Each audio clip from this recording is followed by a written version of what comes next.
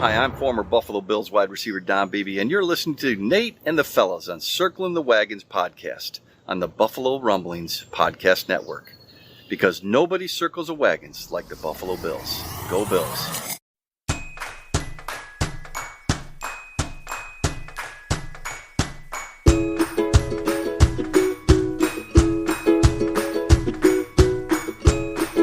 Welcome to the Circling the Wagons podcast, a podcast discussing the Bills all year round with interviews, news, recaps, and insightful fan discussion. Here's your host and lifelong Bills fan, Nate. Hello, everyone. Welcome to another episode of Circling the Wagons, a Buffalo Rumblings podcast. I'm your host, Nate. Thank you so much for joining us on this special Mother's Day episode of the podcast. In this episode, I invited on the reason that I am a Bills fan, my 73-year-old mother, and we discuss how she became a Bills fan because she is not from upstate New York. She's not from Western New York area. How she became a Bills fan and how she passed on this passion and love for the Buffalo Bills onto myself, my sisters. I invited my other sister on, Melissa, to talk about this as well. And we talk about a bunch of different things, some memories that we have growing up. We talk about some of the need to pass on our Bills fandom to our children. And we also have some really great stories from some Bills fans, some followers on Twitter, some listeners as to why they are a Bills fan and it having to do with their mothers. So I thought this would be a great time to share this. It's that time between the draft and training camp, and this is just a great time. So without further ado, our Mother's Day special episode.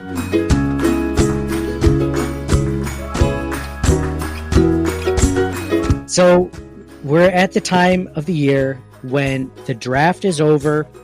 It's officially that time between the draft and training camp where usually not a lot of new things happen for the Buffalo Bills. And it's also Mother's Day. So I thought it would be a good time to discuss, since I don't think I've ever brought this up on the podcast, almost 200 episodes in, I've never really discussed how I'm a fan. And the main reason is because of my mother. And with it being Mother's Day and all, I thought this would be a great time to have her on. So I'd like to welcome, for the first time ever, and probably the only time if she doesn't enjoy it, my mom, Chris. Mom, how are you doing? And welcome to this podcast that you probably just found out I just did a little while ago and you've never listened to. Well, no, but I will from now on, that's for sure. You're like, I'll definitely listen to the one I'm in. If it goes well. And you know, it's funny. The reason why I wanted to have my mom on specifically, not only because she's my mother and I love her, but she's the main reason why I'm a Bills fan and why I took up becoming a Bills fan and discussing that. So I'd also like to welcome in one of the biggest supporters of the podcast, one of the only people that's ever listened to probably the first podcast on and listened when there was like 12 listeners. She was probably 3 of them in the beginning, probably because she had to stop and do stuff. They were so long, or maybe she just wanted to pick them up. But it's my sister, Melissa. So I'd like to welcome Melissa to the Circling the Wagons podcast. How are you doing? Hi, Nate. Number one fan. Number one fan. She's always supported me from the beginning. I could always say that. And it's funny because a lot of people in general, like I put it out on Twitter a few weeks ago. How did you become a Bills fan? And I always enjoy those stories because a lot of them, they have meaning and you can tell from reading people's responses. There's just like this sort of nostalgic factor, especially because if you're my age, or your 20s, your 30s, you're discussing like how your parents helped you become Bills fans. And in my instance, my mother is the reason why I'm a Bills fan, and then is the reason also why my sister's a Bills fan, and they've kind of kept me into that realm my entire life, which is always fun and interesting. Dad, not so much a Bills fan. Like probably, I don't think he cares about football. He'll watch it, right, Mom?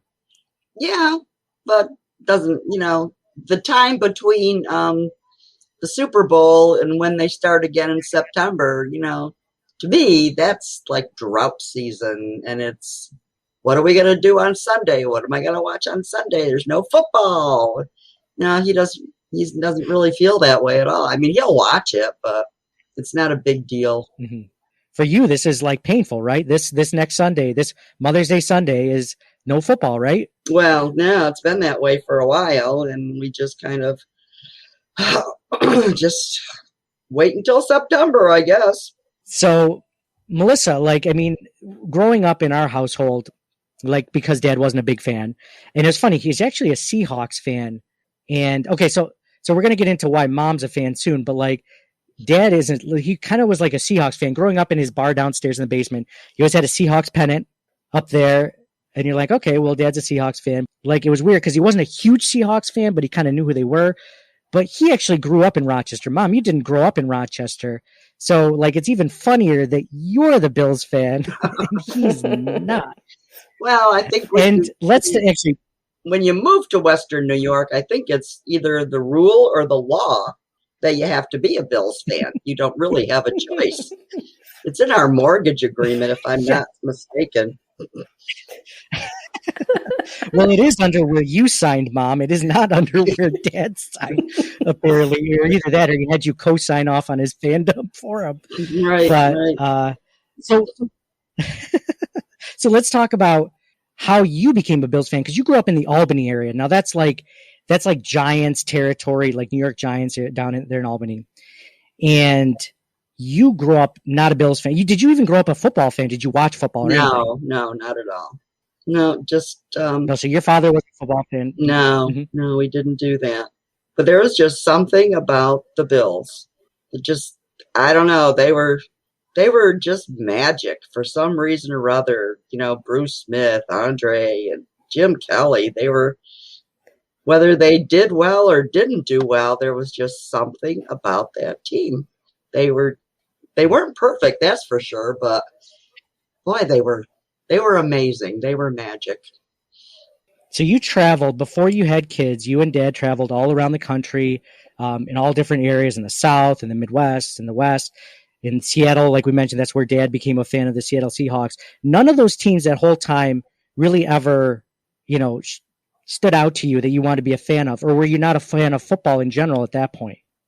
Oh yeah, kind of, sort of, like Dad is now. But when you live around Seattle, you have to be a Seahawks fan. There's no way out of that.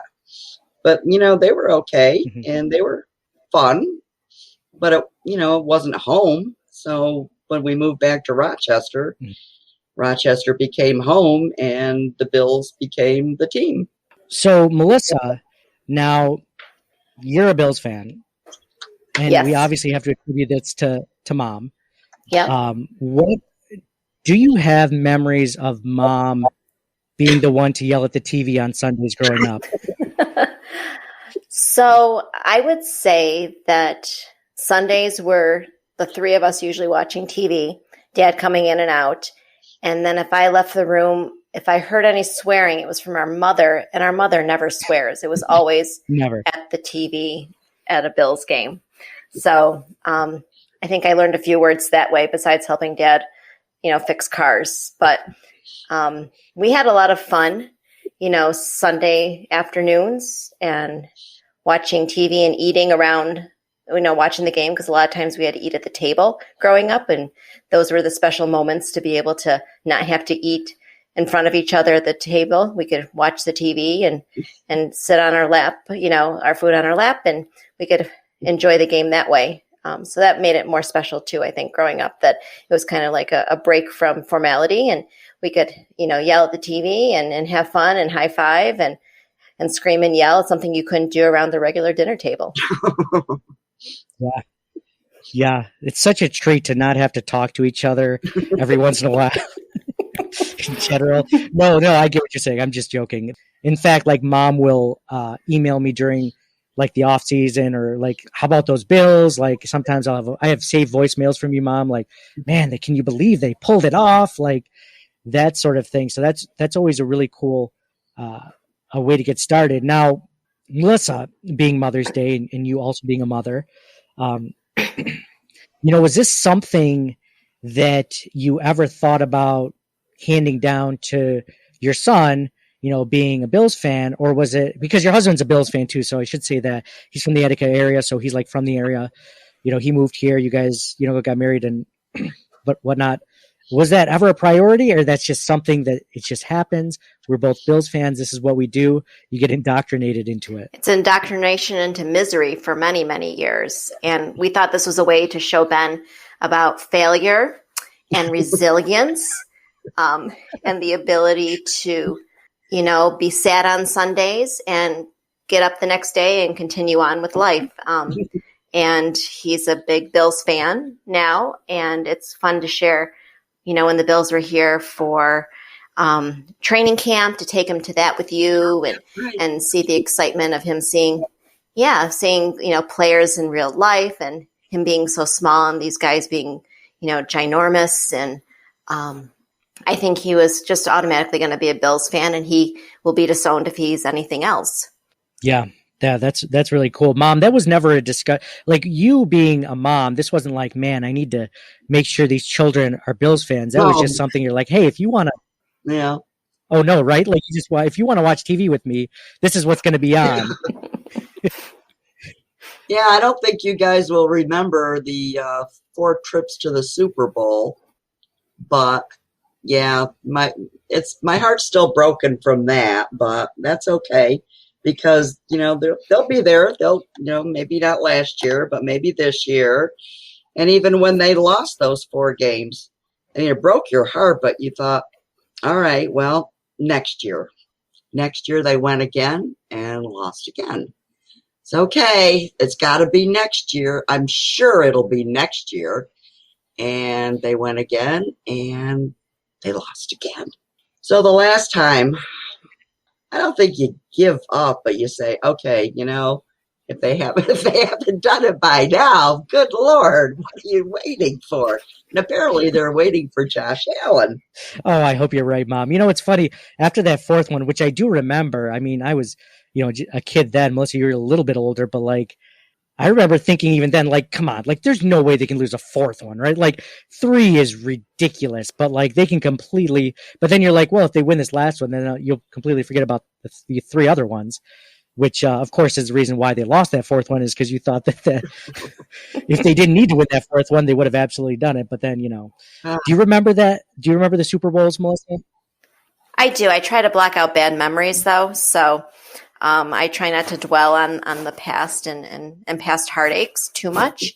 But I think it proves that Bills fans are eternally optimistic and hopeful.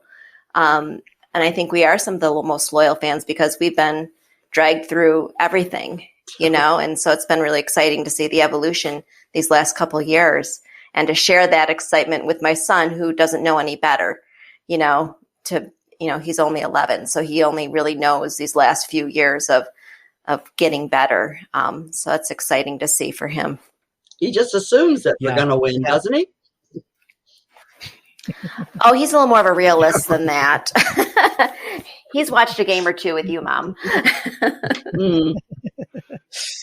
That is funny. It is always enjoyable to watch a game with you. Now that I'm, a little bit older, we don't live together, obviously, but to watch a game where we can get together again with both of you and to realize I'm not the only one that screams at a TV, because at home with my family, I'm usually the only one. I'm like, oh, come on.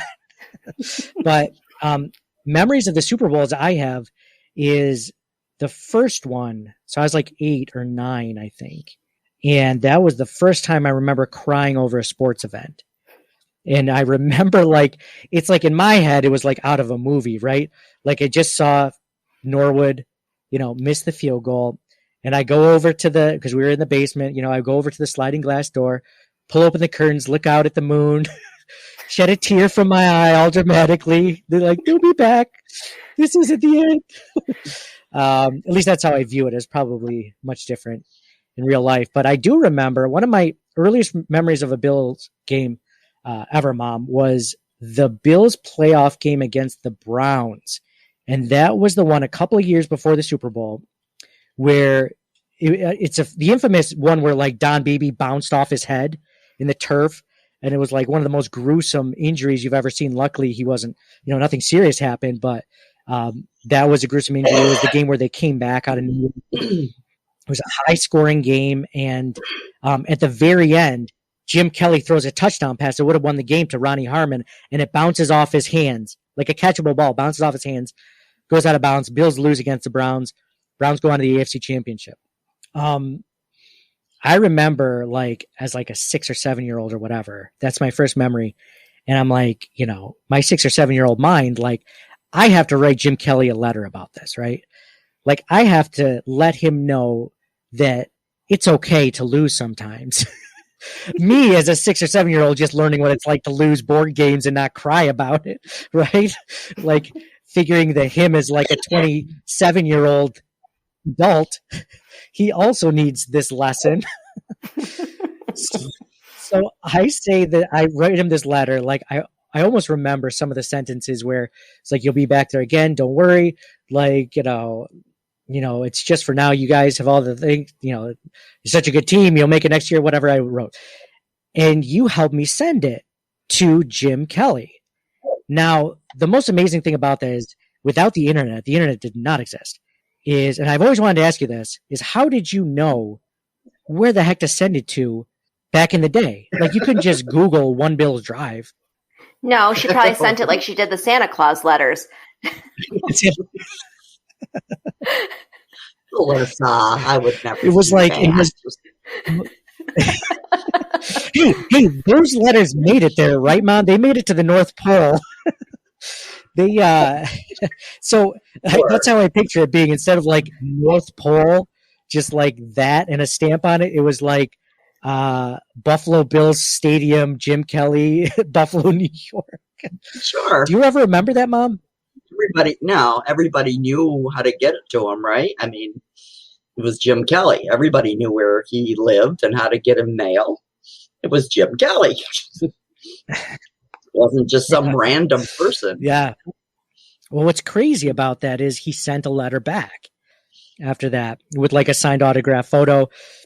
And it was like, hey, Nate, thanks for the, this and that. And me being a 6 or 7 year old be like, oh, I can't believe he like hand wrote me a letter just like that. And it was cool. It was one of the cooler moments I had as a childhood that you helped with, Mom.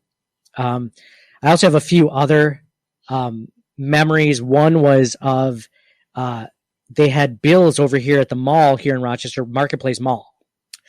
And we had to go in late one night to the mall they had like 3 or 4 Bills players getting signing autographs. Yeah. At the time. Mm-hmm. And do you remember that? Yeah. This memory going there? So what do you remember of it? Because I didn't have an adult memory. Was there, or was that a different time? Because I remember No, this wasn't Doug. No. This was this was like Daryl Talley, Cornelius Bennett, and Leonard Smith, I want to say. And there might have been another one I can't think of. Shane Conlon, maybe even. Jeez, at the time, like yeah, pretty impressive. Luckily, I don't know where any of those autographs are. But this is what's the funny part is as a kid, like I didn't know how autographs worked. So they had like pieces of paper if you want an autograph that way. And I have my Bills hat. I have like my Bills pin that's on my Bills hat. Like I'm wearing a Bills shirt, like the Jim Kelly shirt that you got me. And like, I'm all ready to go. And the first guy's like, hey kid, do you want to sign this Bills hat? And I'm like, oh, no, I don't want anything on this hat. I would not like you to dirty this hat with your pen. Like, we're not allowed to write on our clothes, sir. I don't know if you know this. And so, like, but of course, being like, that young, like I didn't use words. I just held it close to me, like the hat close to me, like you can't write on this. So the guy's like, oh, well, I can just write on this piece of paper if you'd like. So all 3 or 4 of them did that. And I got autographs that way. So it's funny looking back on it. Do you still have that sheet of paper? I don't think I do. I have not seen it. I have seen the Jim Kelly t-shirt though, which I plan on giving my son when he's big enough for him to wear. Oh my God. So that's cool that I kept that. That thing's like a collector's item. As soon as he's done wearing it, maybe I won't let him wear it. Maybe I'll just sell it. No, it was like one of those cool things. I remember in school, another kid had like, it wasn't like a full jersey. It was like one of those t-shirt jerseys with just the numbers on it. I don't even know if it said Kelly on the back because they probably didn't have the rights for it or whatever. It just said Bills and 12. But one of the other kids in my gym class had 83. So I was always trying to throw bombs to him in gym class, like Andre Reed or Jim Kelly to Andre Reed. Good memories. Then there's another memory I have, Mom, of going. This is just an old sentence because we went to Caldor for this one. Do you remember Caldor? Oh my goodness, Nate. There was a store that was named Caldor that existed. Okay. Is that after Gold Circle? Yes, after Gold Circle, like And around Gates. the time, like when, in Gates and Leechmere and Ames, all those kinds of places. They were like department stores that weren't part of the mall, like a JCPenney or Sears, right? I don't know why they didn't do amazing, but we went to Caldor and we went to get, and I think this is what you were talking about earlier, but this was Frank Reich's autograph. Really? And this was right after, yes, this was after the comeback game and before he left for Carolina, obviously. And like there was a line around the entire store.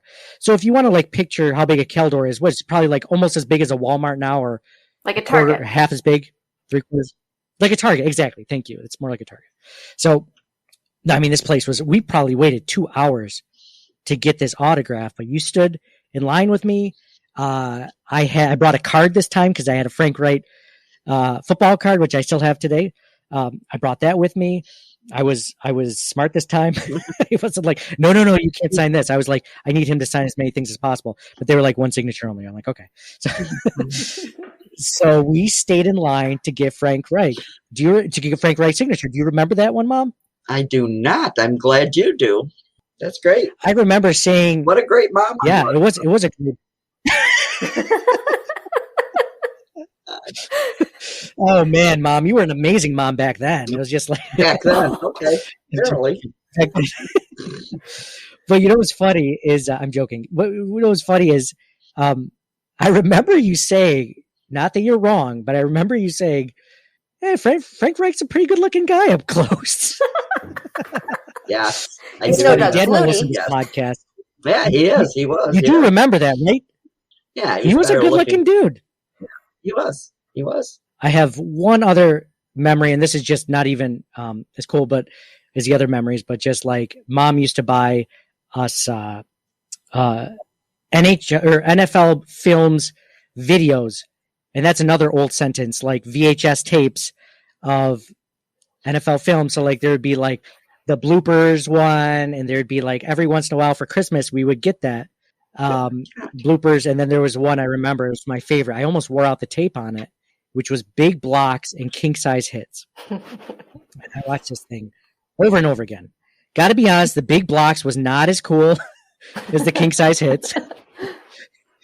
As you might imagine, blocks are okay, but you come for the hits. And I realized I threw that on Twitter, like, hey, I remember having this, and someone was like, yeah, they can't sell those anymore. You can't market big king size hits for like when concussions are a huge issue in the NFL and stuff like that. But man, they did not care back then, and they were like some monstrous hits back then. That was one of my other favorite memories, Mom, of the gifts that you would get us.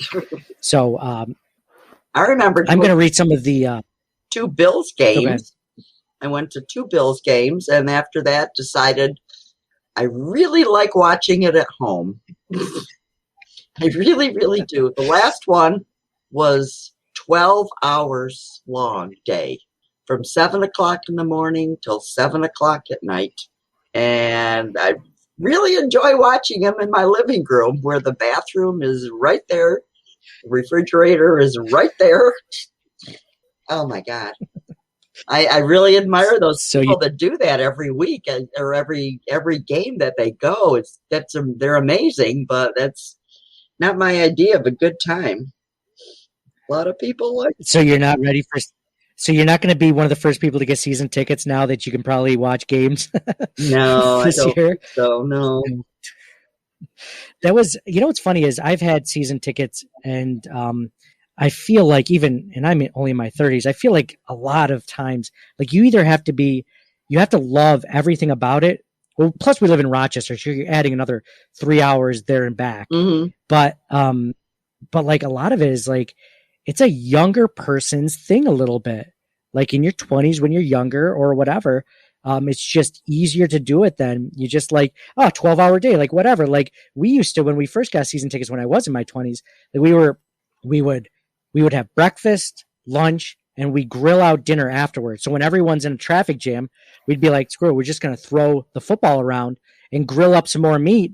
And we'd have dinner there. We wouldn't get home till 8:00. And it's like, that was just Sunday. Like that was like, I didn't have anything else going on Sunday. So it didn't matter. Like this was my entire Sunday, I was married, didn't have kids. Like this was my, priority that day. This is all I had to get done. So I'm glad you got it out of your system. It is, I got to be honest. Yes. I'm glad I got it. I'm glad I did it at the time I did. But yeah. Would you do it now? I might try to get like club seats now, like the ones where you don't have to, pee in a trough, like that sort of thing. Like that's how guys do it, or like in a urinal. Like in the club seats, you can either stay outside with like an overhang above you and in heated seats, or you can go inside and there's like bars there and there's like your own separate bathrooms. That's a lot of money though. I don't, maybe in the future, that's how I would do it. So you can still tailgate and still have that much fun, but I don't if they win a Super Bowl, there won't be any seats available. No, you're right. There probably won't be many available this year if you think about it, between supply and everything going on, if they can have full stadiums at the time. Yeah, and because they went to the AFC Championship games. There's only one more. Literally the best season they've had. Right? One more step. Only one more step to go. Yep. Gotta trust the process. I have some emails I want to Absolutely, Mom. Mom, I'm glad you trust the process. Oh, I think you were the first person that I knew to trust the process. You have to. Were there any other? You have to. Were there any other coaches or any other like regimes or quarterbacks even before Josh Allen that you guys liked or saw and you're like, man, this is going to be the guy, but obviously ended up not being the guy? Like guys that you thought you were trusting the process with at coach or quarterback, and you're like, I think this guy's going to turn around. And then you're like, nope, just same old. How about Ryan? Yeah, I like Ryan for the first year. Might be Ryan Fitzpatrick. I thought he might be it. Yeah, that's probably one of the few besides Flutie, after Flutie, and Drew Bledsoe. I like Drew Bledsoe for a minute. And yeah, Ryan Fitzpatrick was the most exciting quarterback we've had in that whole drought era besides maybe Bledsoe. And he's gone on and done very well for himself and many other teams. The guy's done amazing. I was kind of, selfishly hoping that he would come back to Buffalo as our backup. But why would you when you can get a potential starting job somewhere else, right? He's getting on in years, so I don't know. He's going to get any starting job. Yeah, but but he's Fitzmagic though. He just finds a way to keep going and keep taking over someone else's job. Like it's even after they made Tua the starter. It's the magic beard. It is. It is. Mom, are you ready to say that you think Ryan Fitzpatrick is attractive also, or no? No. Okay, he's no Frank Reich. That's all. I think Fitzmagic is just like, it's funny. Even when Tua took over, or they named Tua Tagovailoa the starting quarterback in Miami after Ryan Fitzpatrick had an amazing beginning of the season, I thought that was a disservice to Ryan Fitzpatrick. But even when Tua struggled, like in the middle of a game, they would bench him and bring Ryan Fitzpatrick back in. And I was just like, yeah, because he should probably be your starter right now. So I put it on Twitter. I was just wondering, like I mentioned earlier, how you became a Bills fan. I'm really curious how people became one. And the first one was really cool. It was from Donna J. Zernicki. And she wasn't someone who became a Bills fan because her mom was a Bills fan necessarily. She wrote back and sent us a picture of both of her kids being born Bills fan in 1981 because she was the mom that made sure that her children became Bills fans. So I like that one. It reminded me of you, Mom. So That's cute. There's one from Nick Manning, and he wrote, Mom from Attica has been a fan since 1960. Growing up in the capital region, I had choices, and I chose poorly just like the rest of you bastards. Get the tables. He had the little tongue out emoji, so he was just joking. But Nathan, misery loves company. It is so true. Misery loves company. And it's a fraternity of woes and highs and lows, and it's a good one to be in. Don't you feel like, just in general with relationships or family, like you grow stronger in times of turbulence as opposed to like Patriots fans that have had amazing last 20 years. We've had a terrible last 20 years minus the last few. Like I feel like we've grown closer together as a fan base through this. Like you said, misery loves company, but almost in a sense of sadness, and it brings us all together closer because, if everything's amazing every single year, you can't really appreciate it. We grew up with the Bills being amazing. Like we were the trust fund kids, of the NFL with the Bills being really good. And then we had the bank account yanked out from under us, and we're no longer trust fund kids for a long time. We had no money. We had to get jobs, and it was a tough 17 years. And I think we grew together stronger as a fan base, and as even family members because of it. Yeah, some of our best Sunday family parties were during those, the early 2000s when the Bills weren't good. And it was a lot more fun to yell at the TV and yell at the people that were playing so poorly than to just be cheering the whole time. Well, when you don't have great expectations, it's easier. And if they do well, you're amazed and surprised and happy, but because you never expected it, it's a nice surprise. That's a great lesson. That's a great lesson for life, I think, sometimes, Mom. Just low expectations, expect the worst, hope for the best. Just set your bar so low that you don't expect anything good to ever happen. Well, George Will said about being a pessimist. It's great to be a pessimist. You're either right or you're pleasantly surprised. However, whatever turns out. I like that. Well put, Mom. No, well put, George. Thank you. Christy McComber writes, my mom and grandma loved football, and growing up in Western New York, it really had to be Buffalo. More important than how I got here is that I have passed it on to the next generation. I'm raising my kids right. Here's my son and his best friend. And so here's another mother that made sure that both of her kids were Bills fans. And here's a picture of, his son and her son and his best friend. They're at the stadium. It's a cool picture. Thank you, Christy, for sending that. And what is cool about this picture, too, is I don't know if this is her son or her son's friend, but they're wearing a UB hat.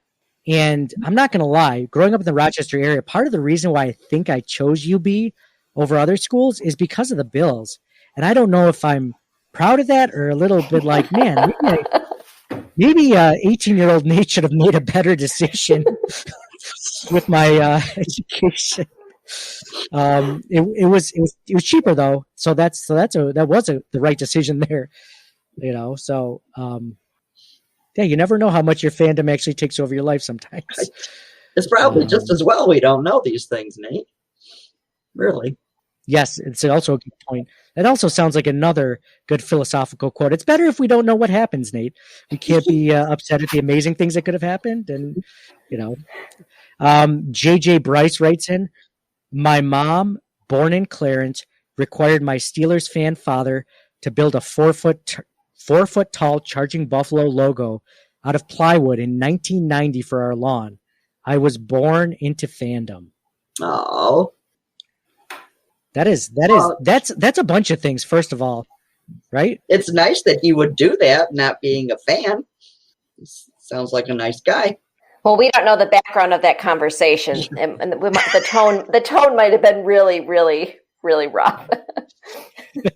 So, as far as JJ Bryce knows, as a child, it was just my father really loves my mother, but in actuality, it was Jeff, if you don't build this Bills fan would never charging be like that, Nathan. A Bills fan would never be you're like right. that. No. Right. I'm sorry. I would never speak ill of JJ's mother for sure. But you're right. We don't know the full story. But that's cool. It's cool because of JJ becoming a fan because of his mom. It's cool because of, his father being like, yeah, I'll do this for you. And him, making a logo of a fan that he's not even a team of. But that's really cool.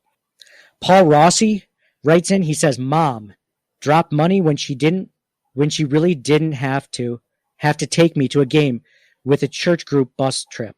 And he wrote that his mom was a single mom. So shout out to singles moms doing that and spending money when, they really didn't have it.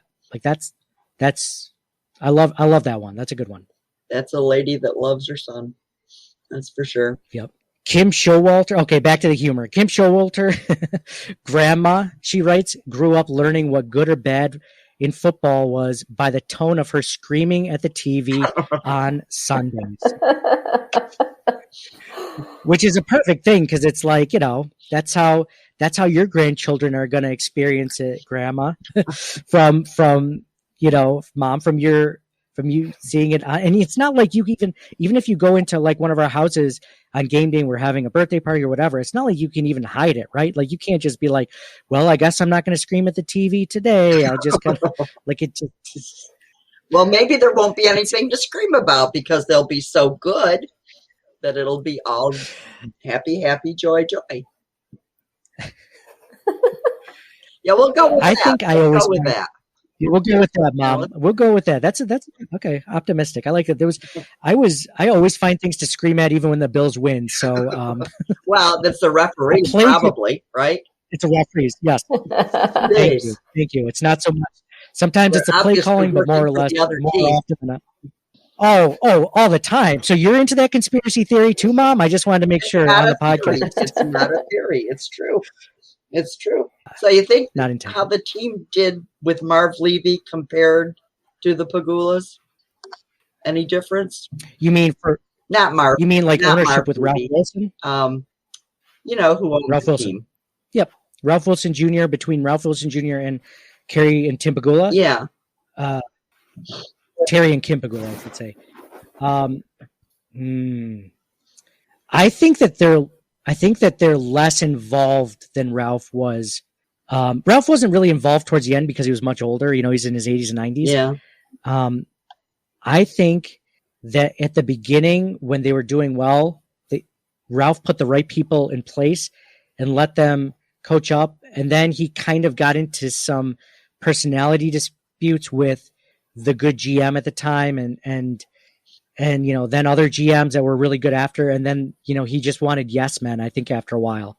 He was so desperate to return back to winning ways that he was just like, Tom Donahoe, yes man, okay. And these guys just drove the franchise into the ground. And I don't think Terry and Kim Pagula do that, but it's early. So they might eventually do that. Like, who knows if they drive off, Brandon Beane and Sean McDermott. It would be dumb to because they're so good. But that I see a little bit more meddling with Ralph in his like 60s and 70s. And I don't see that yet with the Pagulas. But I don't know, Melissa, what do you think? Do you see any differences with that? With Ralph Wilson and the ownership we knew when we were growing up versus the Pagulas now? Not really. I mean, I really never paid attention to the owners as much. And I think the Pagulas have done a good job not being front and center either. In this era, they kind of let their, Beane and McDermott kind of speak for the team and guide the team. And I think any organization that does that approach will probably be more successful than the owners meddling in those situations, like you were saying with Ralph Wilson Jr. Yeah. Well, that's why they hired those guys, to do that, because hopefully they know what they're doing. I mean, Terry and Kim Pagula aren't football people, so let them go. Let them do their thing.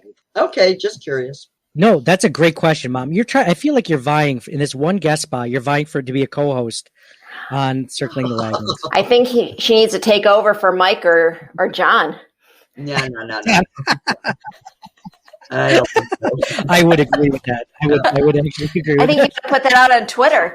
Say, would you rather have Nate's mom or Please Would don't. you rather have my high school best friend?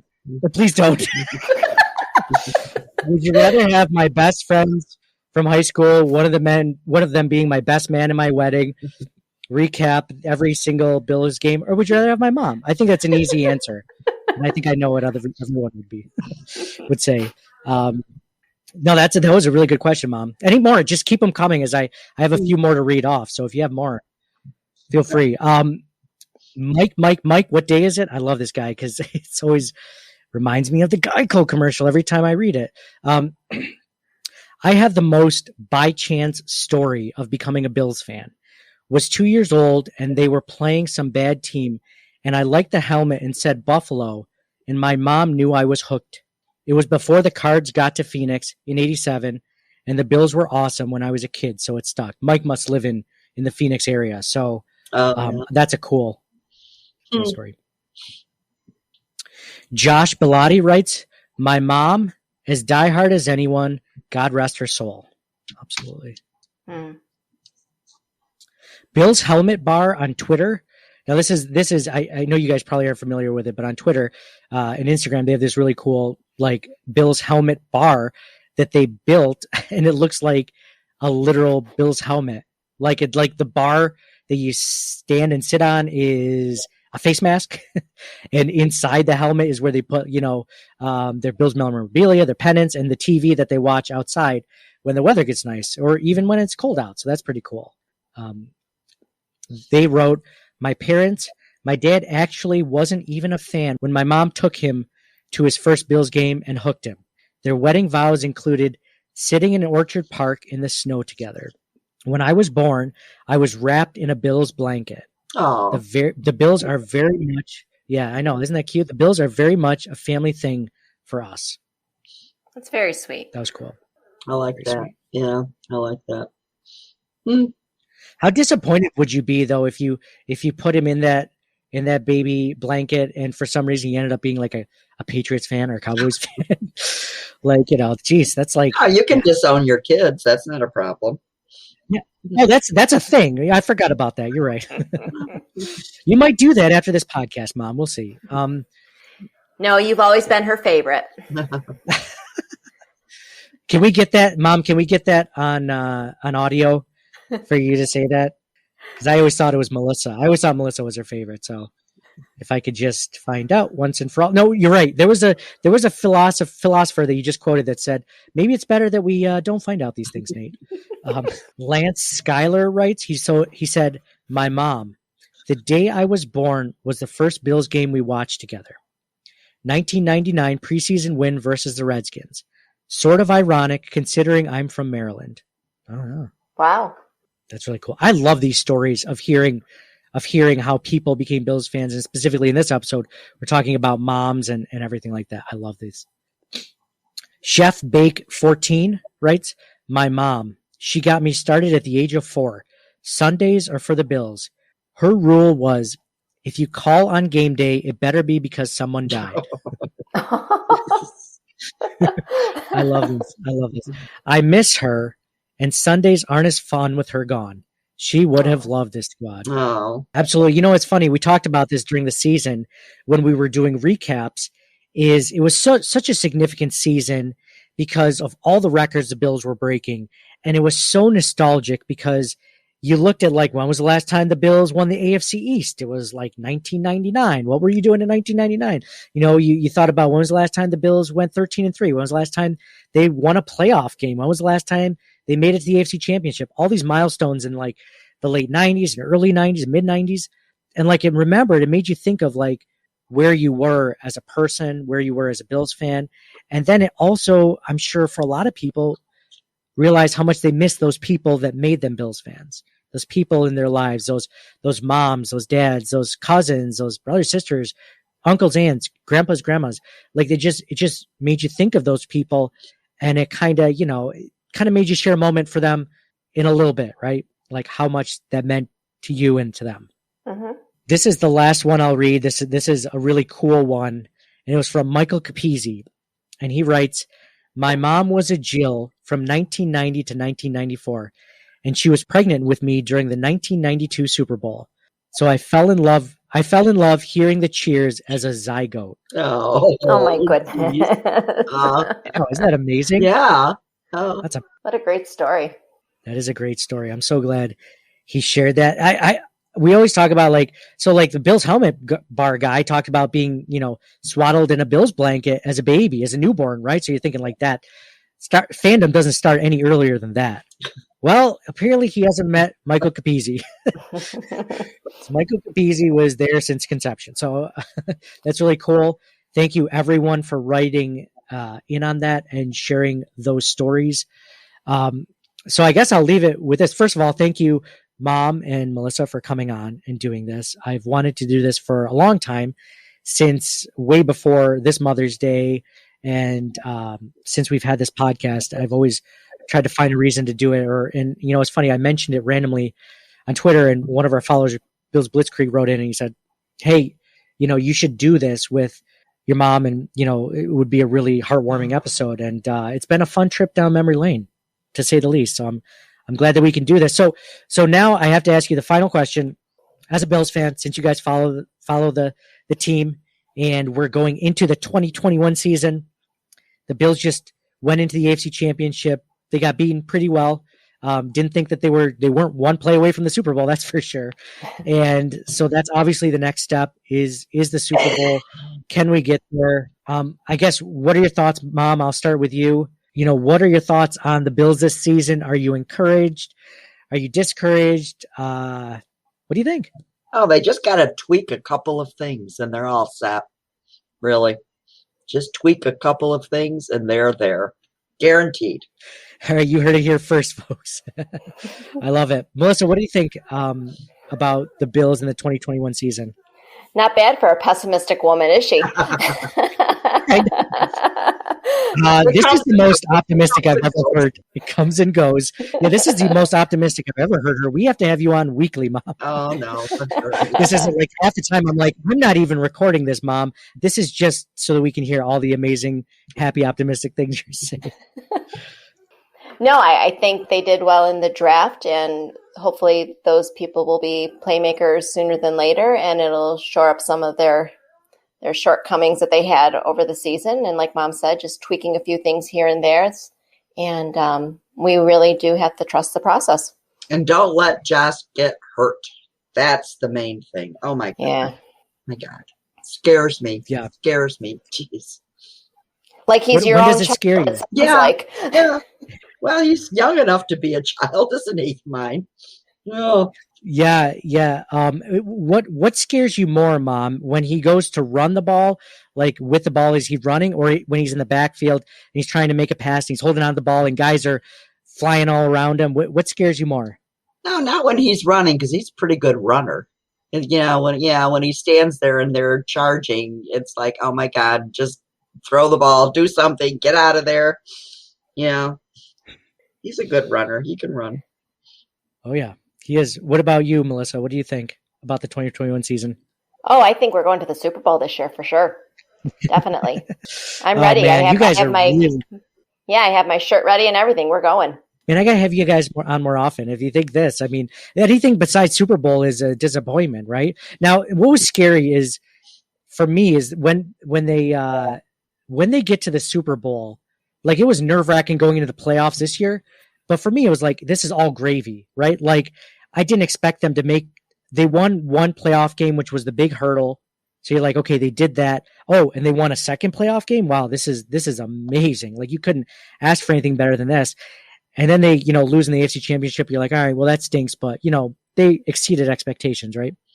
Now we talk about getting to the Super Bowl as the next step. And I got to be honest, losing in the Super Bowl hurts a million times more than losing in the AFC Championship. So you have to go on hoping that your team is going to win. But then, the person that's lived half his life in the drought, basically, and I look at that and I'm like, oh, I want them to go to the Super Bowl, but man, I don't want them to lose the Super Bowl. Have you guys ever thought that far ahead? Because you guys say the Super Bowl is the next level. Have you even prepared yourself for the potential of going to the Super Bowl and not winning it? Of course. I'm a Bills fan. Yeah, I've been there, done that. So you've already... What doesn't kill me makes me stronger. We've done it 3 times before, so what's the 4th time? But there's always next year. Oh, we're used to it. Always next year. There's always next. Absolutely. Absolutely. So thank you again so much, Mom, Melissa, for coming on and talking and reminiscing with us and talking with the fan base about their stories of their moms becoming, helping them become Bills fans on this Mother's Day edition. Like I said, it's funny. Most people become Bills fans because of their fathers. I wasn't that way. I got a lot of things from Dad, but my Bills fandom wasn't one of them specifically. So thank you, Mom. Happy Mother's Day, and thank you guys both for coming on. Go Bills. Oh, you're welcome, Nate. And I think John and Mike really need to watch their backs now. I think their spot is definitely tenuous.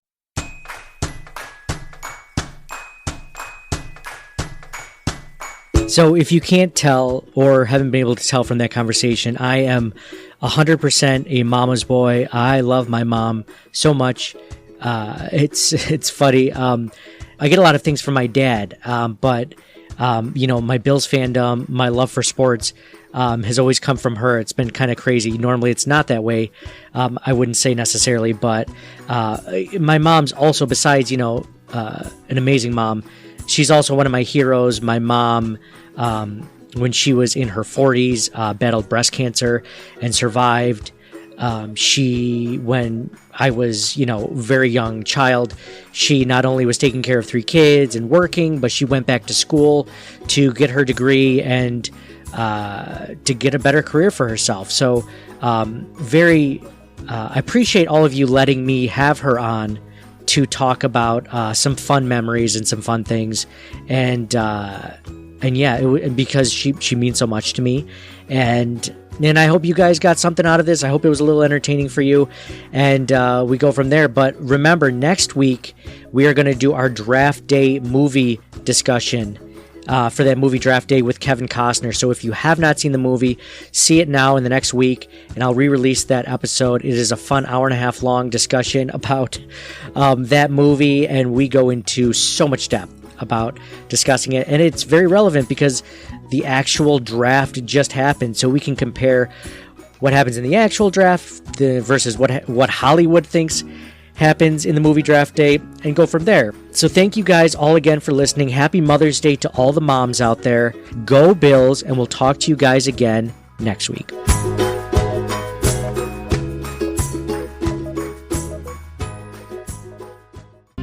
Thank you for listening to the Circling the Wagons podcast. Download and subscribe to us in your favorite podcast service. Email us at ctwpod@gmail.com. That's Charlie Tango Whiskey Pod@gmail.com. Follow us on Facebook and Twitter at CTWPod. And most importantly, go Bills!